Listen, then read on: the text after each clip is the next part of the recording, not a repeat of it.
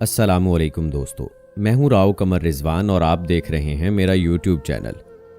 दोस्तों, ये कहानी है शबाना की, जो बहुत खूबसूरत थी। माँ बाप उसकी शादी करना चाहते थे और उसके बहुत सारे रिश्ते भी आ रहे थे, लेकिन वालिद के फौत हो जाने के बाद सारी जिम्मेदारियां उस पर आ गई थीं। बहुत कोशिश के बाद उसे एयर होस्टेस की नौकरी मिल गई। एक दिन अचानक उसकी जिंदगी में एक लड़का आ गया। लड़का भी शहजादा था, नाम का भी और दिखने में भी। फिर चंद ही मुलाकातों में ये मोहब्बत की कहानी आगे बढ़ी और शबाना उसकी मोहब्बत में खो गई और हर वक्त उसी के ख्यालात देखने लगी। उसी के ख्वाब देखती रहती, सोते हुए भी और जागते हुए भी। लेकिन एक दिन ऐसा आया कि शबाना को अपनी आंखों पर यकीन न आया कि ऐसा भी हो सकता है। आखिर ऐसा क्या हुआ उस दिन?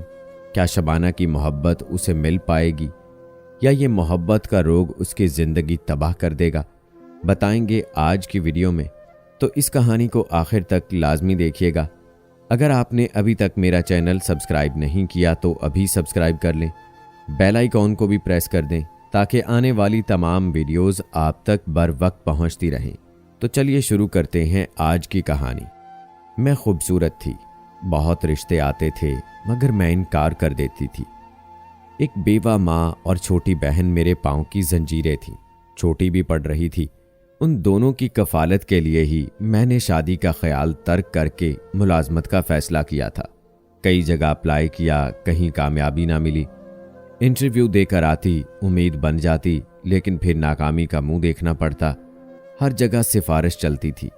एक सहेली शाजिया की बड़ी बहन एयर होस्टेस थी। उसने कहा, तुम इस कदर खूबसूरत हो, अगर बतौर एयर होस्टेस दरख्वास्त दो तो मुझे यकीन है कि तुम मुंतखब हो जाओगी। मैंने ग्रेजुएशन अच्छे नंबरों से पास किया था। एमए में थी कि वालिद साहब एक हादसे में अल्लाह को प्यारे हो गए। बड़ी मुश्किल से तालीम मुकम्मल की, तब से मुलाजमत के लिए कोशिश में थी। शाजिया की बाजी की बात मान ली। उन दिनों एयर होस्टेस के लिए कुछ आसामियाँ खाली थीं। दरख्वास्त दे दी। अल्लाह को यही मंजूर था। मुझे इस शोबे में मुलाजमत मिल गई और जीने का आसरा हो गया। मैं दूसरी लड़कियों से मुख्तलिफ थी। सोशल ना थी, बस अपने काम से काम रखती। ज्यादा सहेलियां ना बनाई। ड्यूटी से थकी हारी सीधी घर और फिर घर से ड्यूटी पर। बस यही मेरी जिंदगी थी। इसके सिवा किसी सैरो तफरी को मेरी हयात में दखल न था। 3 बरस तक यही मामूल रहा। तनख्वाह अच्छी थी, हालात बेहतर होते गए।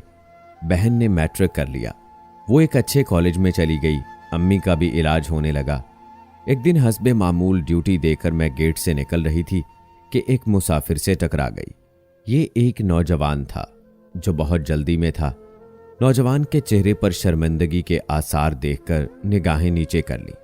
आई एम सॉरी, मैं जल्दी में आपको ना देख सका। उसकी आवाज मेरे कानों से टकराई। एक पल उसे देखा। उसकी नशीली आंखों में बला की कशिश थी। इतना हसीन चेहरा पहले कभी ना देखा था। दौरान मुलाजमत बहुत से खूबरू नौजवान मिले थे। कई साहिबे हैसियत, तालीम याफ्ता, मुहज्जब मर्दों ने राब्ता रखना चाहा, लेकिन मैंने कभी किसी को तवज्जो ना दी। आज मेरे लबों से बमुश्किल ये अल्फाज निकल सके, कोई बात नहीं, और तेजी से आगे बढ़ गई। दरअसल मैं नर्वस हो गई थी कि हमारे इस तसादुम को काफी लोग देख रहे थे। कई दिन तो खोई खोई रही। अपनी कैफियत पर खुद हैरान थी। लाशऊर में शायद यह ख्वाहिश कहीं छुप गई थी कि एक बार उस नौजवान को फिर से देख सकूं। उस रोज मेरी छुट्टी थी। लंबी फ्लाइट के बाद 2 दिन की छुट्टी मिली थी। एक रोज आराम किया, खूब सोई और अगले दिन बाजार चली गई। कुछ कपड़े दर्जी से सिलवाने थे। वापसी पर जो ही टेलर की दुकान से सड़क पर आ गई, बुरा हाल हो गया। दरअसल आज धूप बहुत तेज थी। टैक्सी के इंतजार में सड़क के किनारे खड़ी थी। पसीने की वजह से चेहरा शराबूर हो गया था। आज सोचा कि कुछ रकम हो तो गाड़ी ले लूं। अपनी सवारी बड़ी नेमत होती है। मुंह उठाए हर गुजरती टैक्सी को देखती थी कि अचानक एक गाड़ी सामने आकर रुकी। वही पुरकशिश आंखों वाला नौजवान उसमें बैठा था। मुझे पहचान कर बोला, आइए आपको ड्रॉप कर दूं। उस वक्त ना चाहते हुए भी उसकी गाड़ी में बैठ गई। ये पहला मौका था। मैं किसी गैर मर्द के साथ कार में बैठी थी। आपने कहाँ जाना है? उसने धीमी आवाज में सवाल किया। मैं सोचों से बाहर निकल आई और उसे बता दिया और खामोश हो गई। वो भी कुछ देर चुप रहा, फिर बोला, आप बात बहुत कम करती हैं। दरअसल मैं उस रोज बहुत जल्दी में था। मेरी फ्लाइट का वक्त करीब था और लेट हो चुका था। तभी रुककर आपसे अच्छी तरह माफी नहीं मांग सका। उस दिन के जिक्र को रहने दीजिए। आपने सॉरी कह दिया था। जानती हूं वो सब अचानक और जल्दी में हुआ। ये कहते हुए मैंने नजर उठाकर सामने देखा तो उसकी पुरकशिश निगाहें मुझे आईने में देख रही थी। उन निगाहों की ताब ना लाकर मैं इधर उधर देखने लगी। कार के माहौल में एक अजीब सी बेकरारी थी, बातें करने में भी और खामोश रहने में भी। समझ में नहीं आ रहा था कि क्या करूं। चाहती थी कि जल्दी से मंजिल आ जाए और उतर जाऊं। मेरी मंजिल आ गई। जल्दी से हाथ बढ़ाया, दरवाजा खोलकर उतरने लगी तो उसने कहा, आपका नाम पूछ सकता हूं? जाने क्यों इस सवाल का जवाब देते हुए जुबान और लड़खड़ाने लगी। ना चाहते हुए भी उसे नाम बता दिया, शबाना। फिर तेजी से उतर गई। इस वाक़े के कई दिन बाद तक दो पुरकशिश नशीली आंखें मेरा ताक़ुब करती महसूस होती थीं। उस रोज रात भर अपनी निगाहों से उसकी सूरत का अक्स ना हटा सकी थी। जाने कौन से पहर बड़ी मुश्किल से नींद आई थी, लेकिन वो जो जागती आंखों से मेरे ख्यालों से ना निकल सका, वो बंद आंखों में भी आकर सताता रहा। या अल्लाह, मुझे क्या हो गया है? मैं तो अच्छी भली लड़की थी। ऐसी बातों से खुद को अब तक दूर रखा था और अब ऐसी बेइख्तियार हुई थी कि जी हर वक्त परेशान और बेचैन रहने लगा, जैसे हर लम्हा किसी की तलाश हो। अब जब घर से निकलती वही नशीली आंखें मेरा ताक़ुब कर रही हैं। मैं टेलर के पास जा रही थी। जो कपड़े सिलने को दिए थे उन्हें उठाने के लिए कपड़े तब्दील किए और चल पड़ी। हमेशा इसी तरह मेरी तैयारी होती थी, मगर आज आईने के सामने खड़ी हुई तो लगा कि कुछ कमी है मुझ में। आज कंघा करने के अलावा भी कुछ दरकार था खुद को संवारने के लिए। हालांकि बाजार जाते हुए कभी हल्के मेकअप की भी जरूरत महसूस ना की थी। अपने अंदर बजने वाले जल तरंग मुझे जिंदगी की एक नई सिमत की तरफ ले जा रहे थे।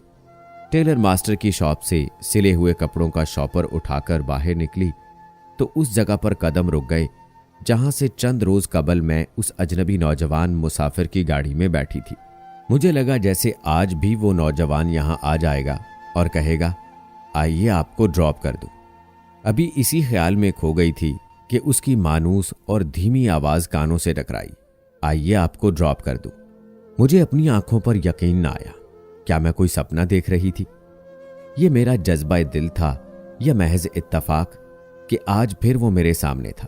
मैं झट उसकी गाड़ी के खुले दरवाजे से सीट पर बैठ गई। आज नहीं पूछूंगा कहां जाना है, वो कह रहा था, और मैं सोच रही थी कि ये मैं किस राह पर चल पड़ी हूं। किस मंजिल का इंतखाब कर लिया है मैंने कि रास्ते का भी इल्म नहीं। मुझे तो ये भी नहीं मालूम कि इसका नाम क्या है। इंसान भी किस कदर बेबस है, दिल के आगे मजबूर हो जाता है। मैं भी दिल के हाथों मजबूर थी कि दोबारा उसकी गाड़ी में बैठ गई थी। दिल के किसी गोशे ने सरगोशी की, इसका नाम तो पूछ लूं। उसने मेरे दिल की सरगोशी को जैसे सुन लिया था। मेरा नाम शहजादा है। ठीक ही रखा गया था उसका नाम। वाकई वो शहजादा लगता था। वो बातें करता जा रहा था जिनको मैं ना सुन पा रही थी, क्योंकि मैं अपनी सोचों के गर्दाब में फंसी थी, उनसे निकल ना पा रही थी। अचानक एक उम्दा होटल के सामने उसकी गाड़ी रुकी। एक कप चाय पी ले, अगर आपको बुरा ना लगे। इनकार करने की हिम्मत उसकी कुर्बत में खो चुकी थी। बात करना चाहती थी तो अल्फाज और जुबान का तालमेल ना हो पाता। उसकी कुर्बत के जादू में राख का ढेर हो गई। जिंदगी में पहली मर्तबा किसी गैर शख्स के साथ होटल में कदम रखे तो सख्त नर्वस हुई। घबराइए नहीं, हम ज्यादा वक्त नहीं बैठेंगे। उसने चाय का ऑर्डर दिया था और कुछ बातें करने लगा, मगर मेरी जुबान बात करना भुला चुकी थी। उसने बिल दिया तो मैंने कहा शुक्रिया। वो मुस्कुराकर बोला, बड़ी मुश्किल से आपकी जुबान को एक लफ्ज मिला तो सही। चाय पीने के बाद हम बाहर आए तो उसने घर के पास लाकर ड्रॉप कर दिया। वो चला गया, लेकिन इस दूसरी मुलाकात ने मेरे बेचैन ख्यालों को हवा दे दी। गोया जलती पर तेल का काम किया था। मेरे मन मंदिर में हर तरफ उसकी तस्वीरें सजी थीं और रूह के नेहा खाने उसके कुर्ब की खुशबू से महक रहे थे। मेरे दिन रात अब उसी की याद में गुजरने लगे। शहजादा अपनी भरपूर शख्सियत के बिना पर मेरे सपनों का शहजादा बन चुका था। वो हर मुलाकात पर मेरे दिल के गुलदान में अपनी याद का एक खूबसूरत फूल का इजाफा कर देता था। जिसकी खुशबू से मेरे जिस्मो जाम मुअत्तर रहते थे। मुझे नहीं मालूम मैं किस सिमत सफ़र कर रही थी और मेरी मंजिल कहाँ थी।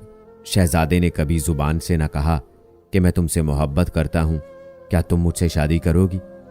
मोहब्बत और शादी के अल्फाज अदा करना लगता था उसके लिए मुश्किल थे, एक बड़ी आजमाइश, जबकि मैं इन अल्फाज को उसकी जुबान से सुनने के लिए तरस रही थी। वो जब फोन करता पूछता आज ऑफ है आपका, हाँ मैं बताती और फिर जहां बुलाता चली जाती, जहां ले जाता एक मामूल की मानंद उसके ताबे हो जाती। ताहम उसने कभी कोई नाजेबा बात की और न कभी मेरी इज्जत व आबरू की तरफ हाथ बढ़ाया। लगता था इसको मेरे साथ होने से रूहानी खुशी होती है, एक ऐसा सुरूर जो किसी और शख्स से उसको नहीं मिल सकता। हमारी मुलाकातों का सिलसिला साल भर चलता रहा। उसने अपने घर का पता भी बता दिया था, मगर मैं उसके घर ना जा सकी। कोई अनजानी ताकत थी जो मुझे वहां जाने से रोकती थी। वो एक बेहतरीन इंसान था। उसने अपनी मोहब्बत को पाकीज़ा रखा। मेरी वारफ्तगी जानकर भी मुंतज़िर थी कि वो कहे मुझे अपने घर ले चलो, तो उसको अपने घर ले जाऊं, अम्मी से मिलवाऊं, उनको फिर बताऊं कि जिस शहजादे का मुझे इंतज़ार था वो ये है।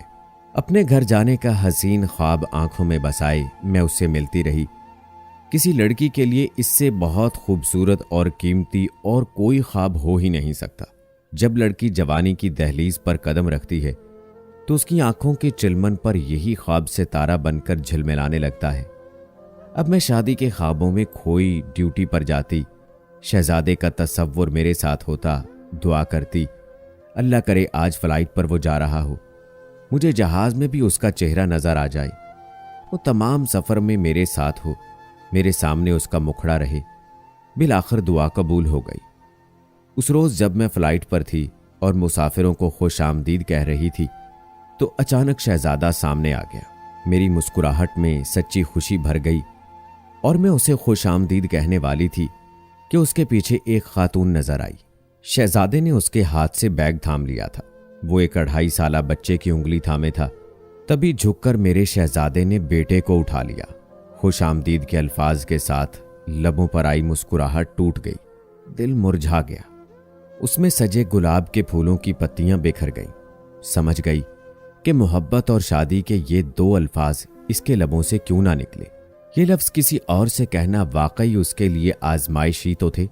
वो इस आजमाइश से गुजरना ना चाहता था, क्योंकि मेरे ख्वाबों का शहजादा शादीशुदा था और एक खुशगवार अज़दवाजी जिंदगी गुजार रहा था। वो शहजादा जरूर था, लेकिन मेरे ख्वाबों में नहीं जी रहा था। वो हकीकी जिंदगी बसर कर रहा था। ख्वाबों में तो मैं जी रही थी।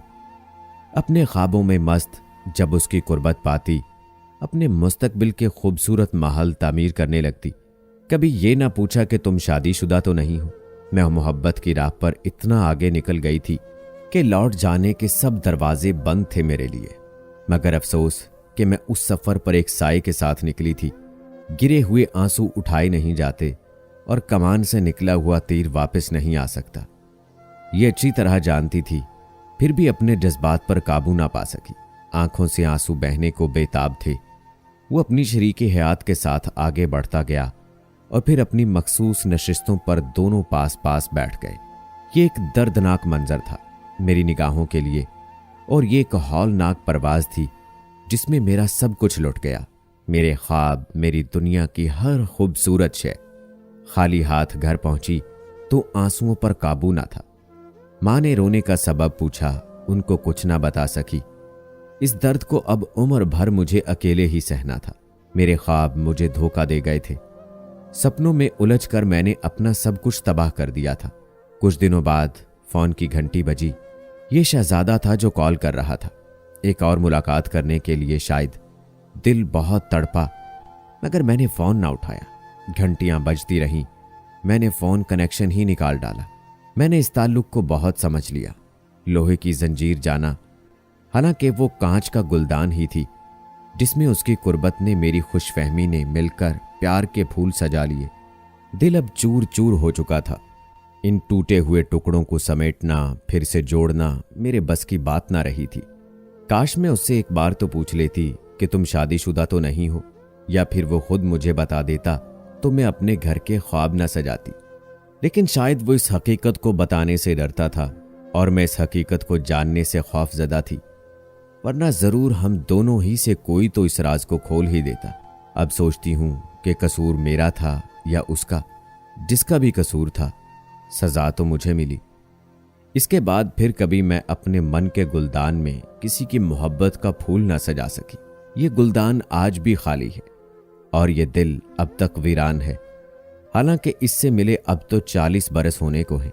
तो दोस्तों, एक तरफा मोहब्बत का यही अंजाम होता है, इसलिए आंखें बंद करके किसी पर यूं यकीन ना करें। क्या ख्याल है दोस्तों? आज की कहानी के बारे कमेंट बॉक्स में बताएं।